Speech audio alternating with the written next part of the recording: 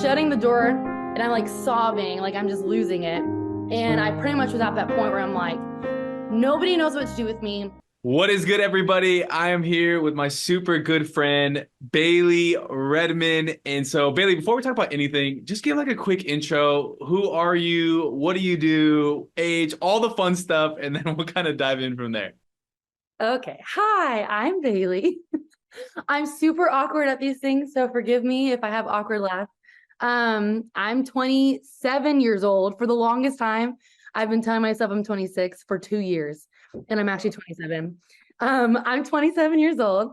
I'm originally from Florida, but I live in Dallas, Texas right now. I'm a full-time campus missionary with an organization called One Voice, Let's go. otherwise known as the Jesus Clubs or Gen Z for Jesus, all the same people, all the same thing. And we reach Gen Z primarily, but our main thing is starting clubs on high school campuses. So that's what I do full time. That is my burning passion. And I also lead worship for that. So all that tangled up together. You know what I'm thinking about right now? I'm trying to think of like how we actually met. I know it was on Instagram, but I'm trying to remember like that moment because I always love reminiscing on when you meet people for the first time. But Mhm. before, since I don't remember, if you remember, go for it. But I do remember this that literally one of my really good friends had told me about you like so many years ago, but it was so long ago, really before social media was a thing. And then all of a sudden, I think I saw a clip of you on social media. I'm like, I know that girl. You know, the thing Mhm. about Bailey's, when you see Bailey's hair, you're like either you know her or you don't know her, one of the two. But I was like, I know that girl, but I just couldn't remember where from.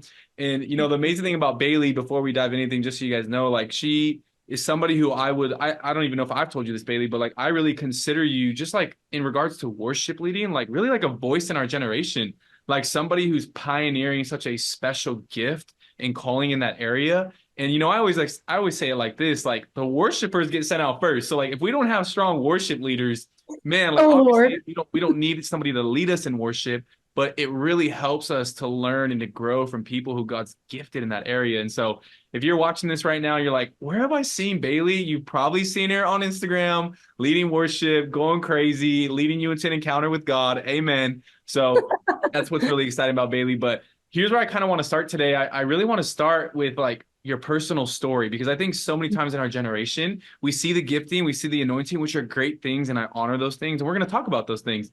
But I really want to build like that relational value. Like, who is Bailey? How did you meet the Lord? Like, what is your story that even got you to this place? So, if you wouldn't mind just kind of sharing how you met Jesus and your testimony a little bit, I think that'd be super encouraging. Yes. I'll do the rapid fire version because it's a little lengthy. But I was born and raised in Florida, and I was raised in a single mom household. My mom is the best. She's superhero woman. Wow. She worked 3 jobs, Wow. supporting me. She's a firefighter. She was a corrections officer in a men's prison Oh my gosh. and a police officer all at the same time. So I don't know how she did it, but she did it. And my grandmother at the time had lived with us as well to help raise me. So I'm being raised by these two incredible women. Um, but my biological dad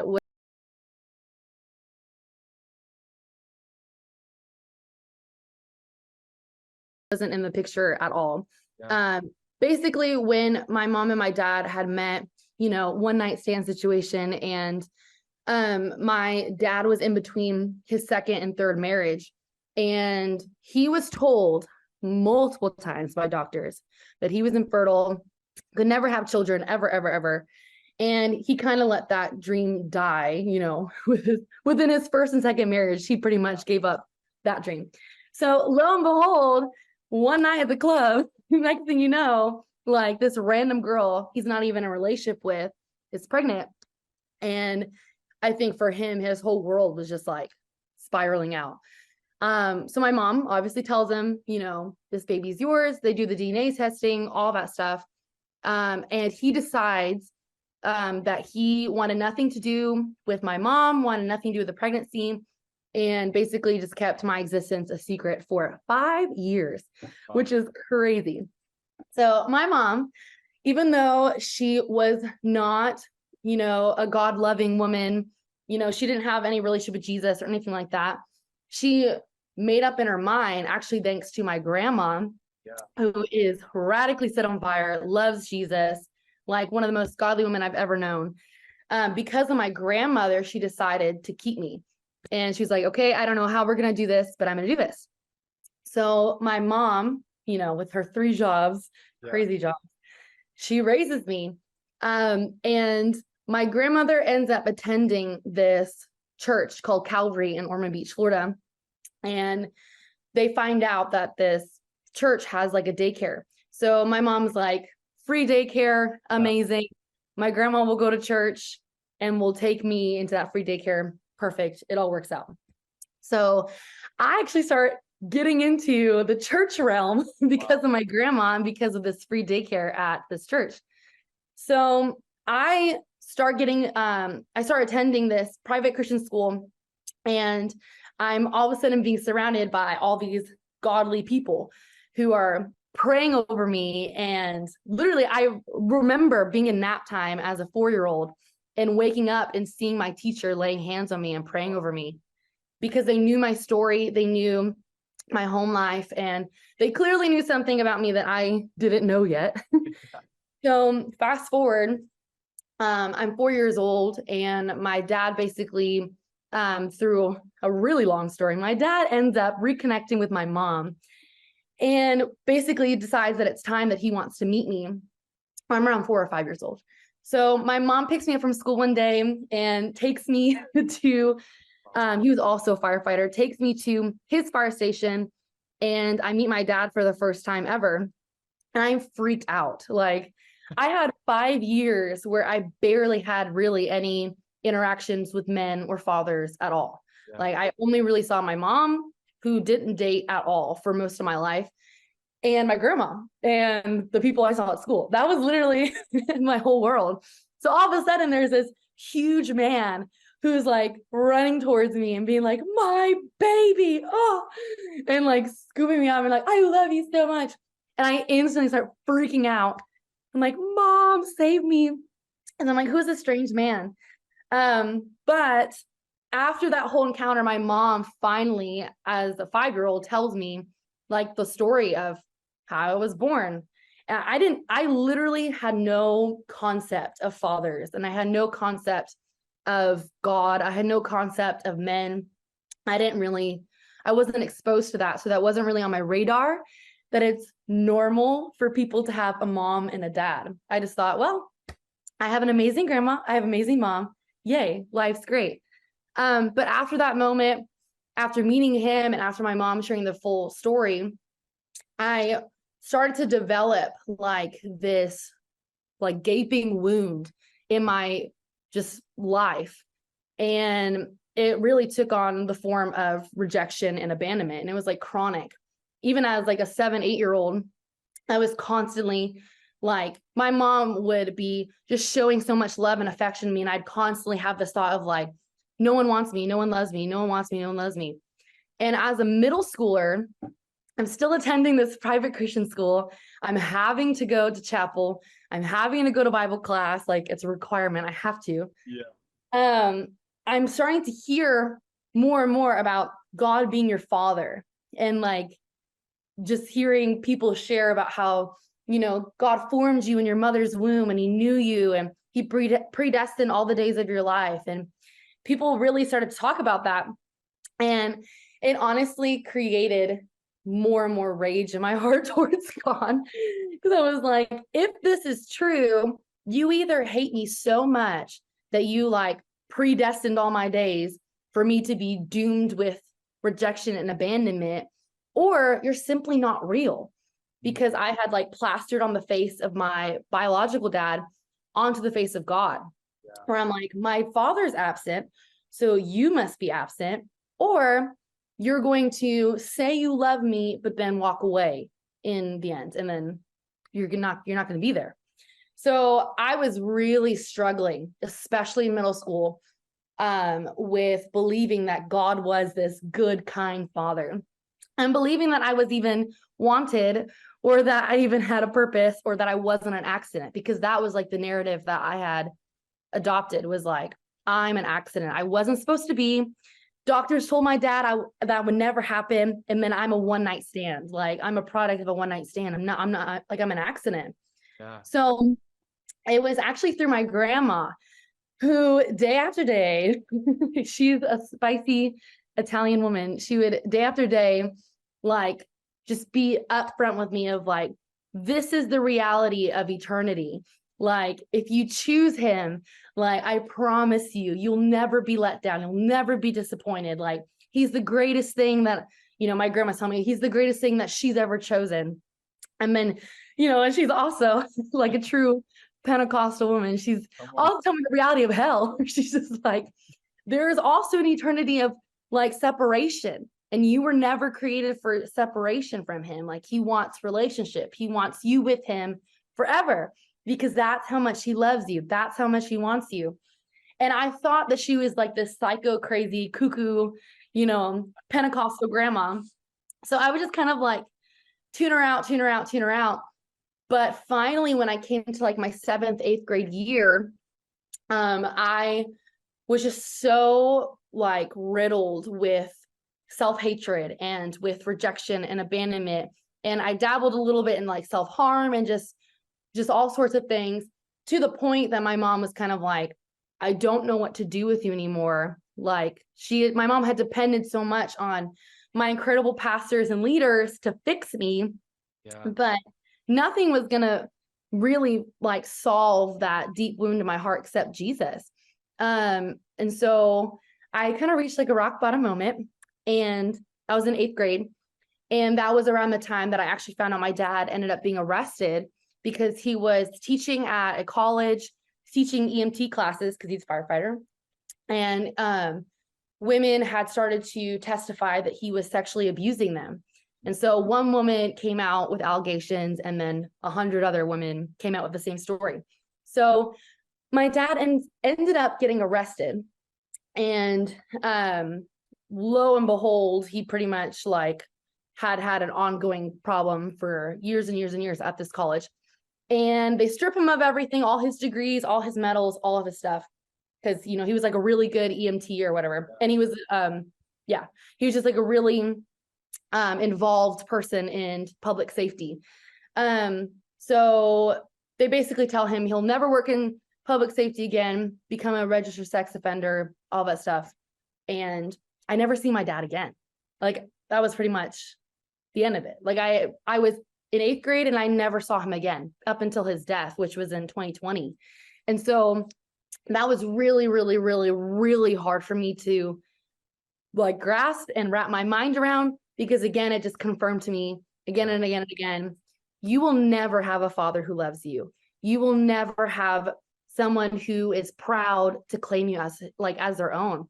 And it was just like a final nail in the coffin for me as an eighth grader. So I was probably like 11 or 12. Final nail in the coffin for me of like, you do not matter. So I got home that day after finding out that news. It was in every newspaper, every media outlet. It was a big deal. And I remember just going to my room, grabbing my grandma's Bible. I don't even own one for myself. Shutting the door, and I'm like sobbing, like I'm just losing it. And I pretty much was at that point where I'm like, nobody knows what to do with me. My life's a mess. I feel like the most unloved I've ever felt. I'm going to literally end it all if you don't show up. So if you're real, if what my grandma says is true, if what everyone else says is true, this is your moment. So I like opened up my grandma's Bible, hoping that it had magical powers, because I never really like read the Bible for myself. And of course, nothing happened. So I'm like disappointed. I'm like, I knew it. Like, he's not real. But then I just kind of said like out loud, like, if you're real, prove it, because I've got nothing. I've got nothing else. And like, it's like the weirdest thing ever to even think about, because I've never even since then experienced something so tangible like this.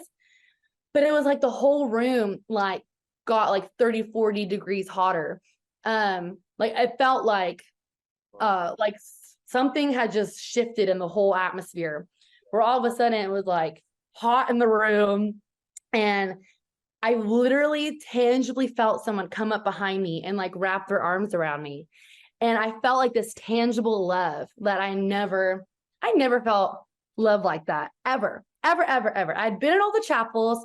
I had been in all the Bible classes. I heard all the scriptures and all the things, but it wasn't until he actually encountered me that I was like, oh my gosh, he's real. Like, and I feel like deep down, was hoping he was real, but all my pride and my pain and all that stuff pushed any possibility of that away.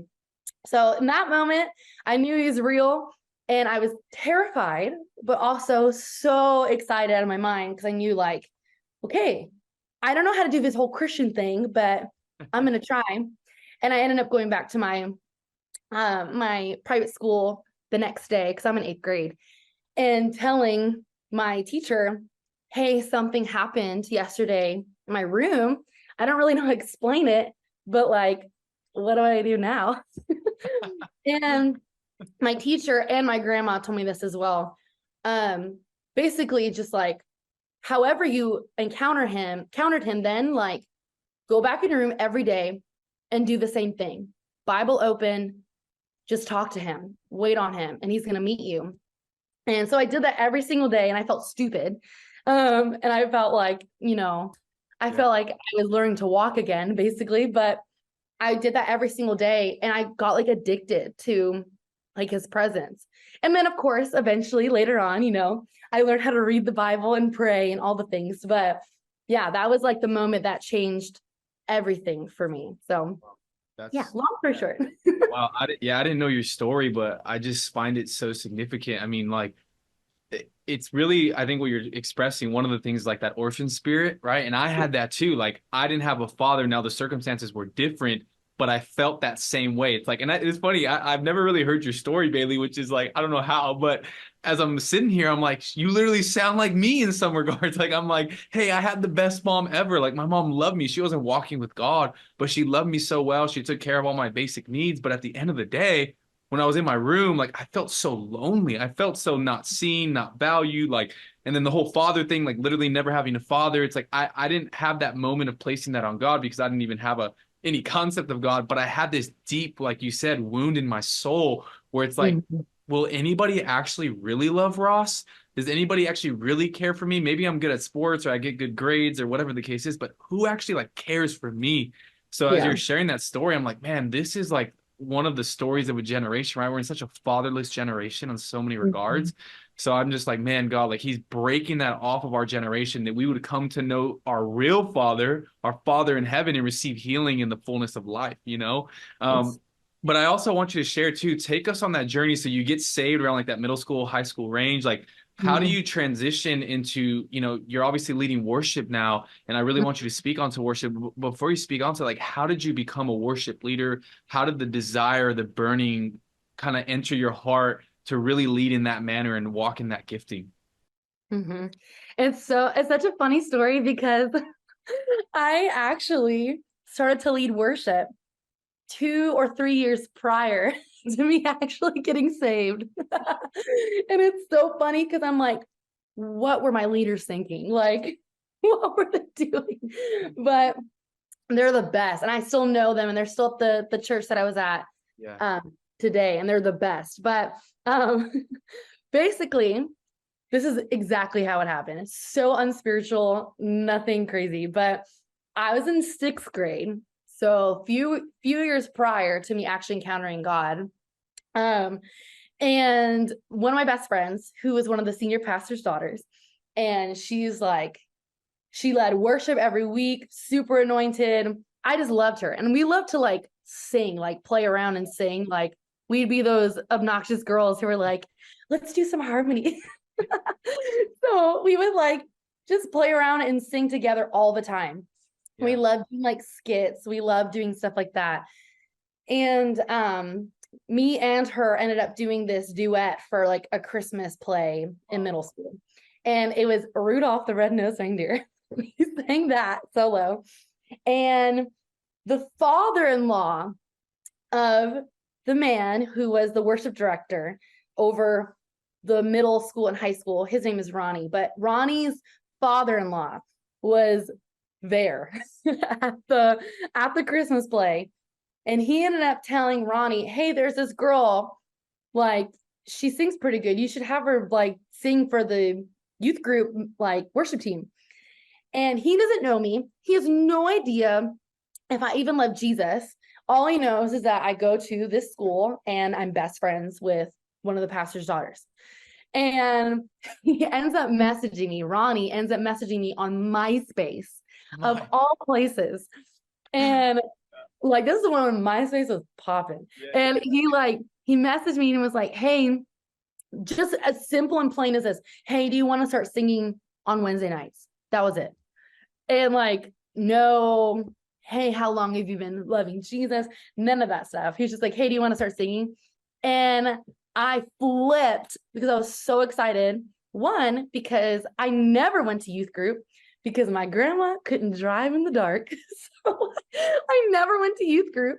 And also, I just took it as an opportunity to hang out with my friends more. That's literally, I didn't think like, oh my gosh, like God sees me. This is my moment. Yeah. Nor my cat over here. Yeah, love it. It was so unspiritual. And I just flipped out and I was like, yes, all caps. Yeah. And yeah, so they ended up having me like come every Wednesday. And I remember being so weirded out because my only like exposure to church was like the main service or like the adult service. And so like youth group's a little bit different. Like youth group, like especially the church that I went to, they were really going after like kids having encounters. And I'm up there, they're giving me like solos and stuff to sing, and I'm stiff as a board. And I'm like looking at the room being like, these people are crazy. Like, I remember literally having thoughts of like, they're dumb. Like, this is so dumb. And I would just sing the solo, just like stiff as a board, zombie mode, get through it. But they continuously kept having me on. And I didn't fully understand it because I'm like, why do they keep asking me to come to this? Like, I kind of think they're all a little bit like lame. And because I was involved with worship team, now all of a sudden I have leaders, like particularly men leaders who are like telling me, hey, you can't post that on Facebook, because I would just post the crazy stuff. Like, you can't wear that. You can't say that word. Like, now I'm having like leaders in my life who are like trying to disciple me and guide me. And I never had that. I never had, especially like a man be like, no. Yeah. So everything in me, like that's why I like, when I said my middle school years were like raging brokenness, it's true, because all of a sudden, like all that stuff is coming to the surface. And I'm not joking. I'm just going to keep it real. Yeah. I got kicked off the worship team probably in like 1 year, probably like 50 times. Like, not even exaggerating. Like full blown meltdowns. Like, yeah, not pretty. But it's because my brokenness was like being exposed through having leaders in my life, through being a part of like the church, and really just being disciples. And I just remember every time I get kicked off, I'd be like, I never want to do this again. This is the dumbest thing ever. I should have never said yes to this. Like, I just remember being like, no, I'll never do this again. And then like 10 minutes later, one of the leaders would be like, we believe in you. Like, we see something in your life. Like, God has a destiny for your life. And I just remember being like, sure, I'll do it again. Well, take me through this then. So you're kind of like, God's like kind of preparing you in your gifting before you even know him. He's like so sovereign that he can do things like that. Then you get saved, and I'm just kind of assuming you start singing. But take me to that, because I kind of know a little bit of your story. I know you kind of meet, Brian Barcelona, One Voice. I'm not sure the exact years, but you really start really pioneering the sound with Brian, and to the point where you're at today. But like, take me on that journey of when your burning heart for the Lord then started actually transitioning into the sound, into what God was releasing through you. I would love to like hear that part. Yes.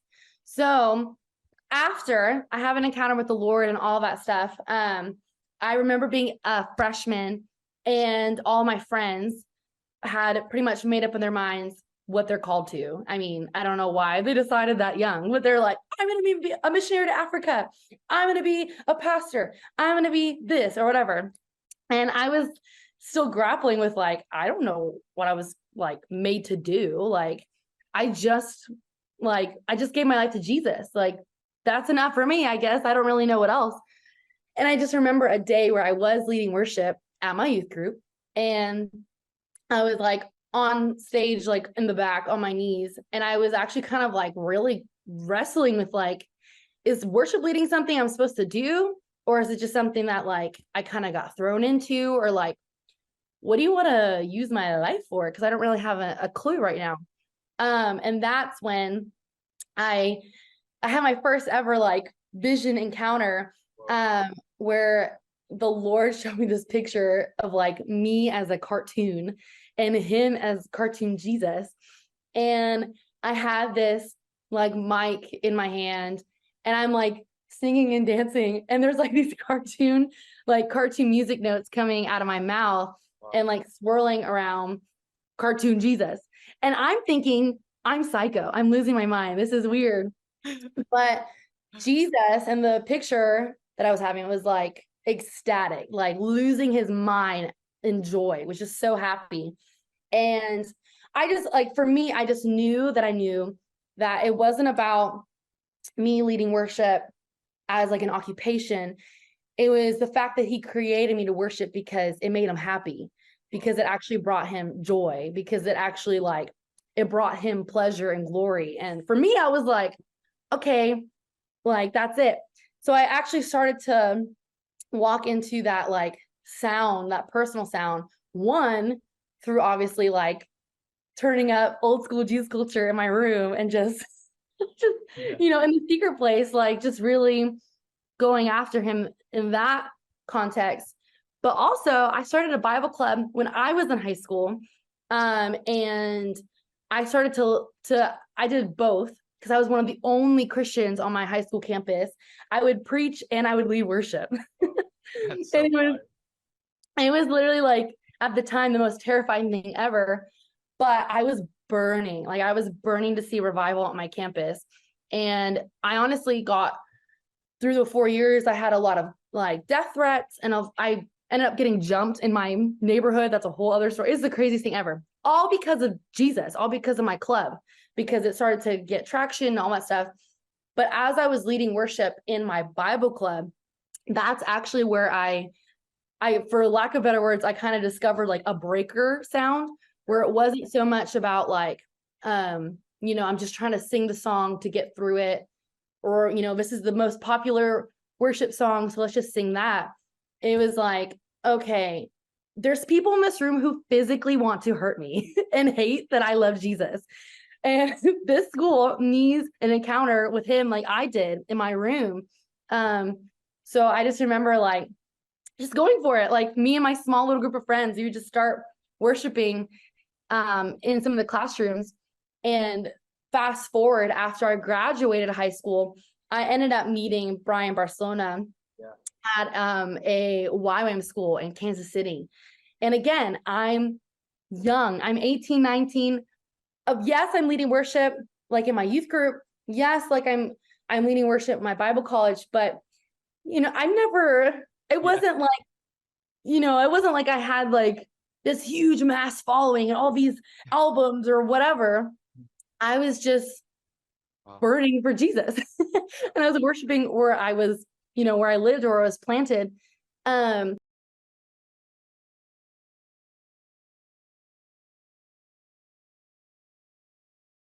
So Brian, when he met me as a 19-year-old, him and his wife came to me and were just kind of like, hey, we don't know you. You don't know us, but we feel like there's a sound on the inside of you for for high schools, like a worship movement for high schools. And we feel like you're supposed to leave everything you know and move to LA, because that's where One Voice was based out of, was in Los Angeles.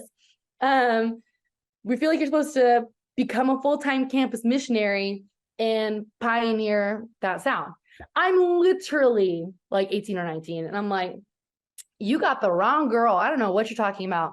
Because I love my church. I love where I lived. I loved everything about my life at the time. So, and I didn't really put two and two together about my journey with my Bible club in high school and with what Brian and Marcella were inviting me into. Yeah. I just thought it was so random. But it was the most random thing ever. So long story short, I ended up hearing the Lord say yes. And I've kind of been on like this 8-year journey. It's been 8 years now since I first said yes and joined One Voice. But I've been on this journey of like, honestly, kind of pioneering like an expression of a soul winning sound. Yeah. And yes, like I love leading worship in the local body. I'm a big church girl. But I've also found myself in places like in public high schools in Compton, in Crenshaw, and places that are not, accustomed to worship. Can you speak into this, Bailey? Because like, when I think of worship leaders, right, like God's given the body gifts, but then he even gives each of those, some of us have the same gifts, but even different expressions, right? And that's kind of what you're tapping into.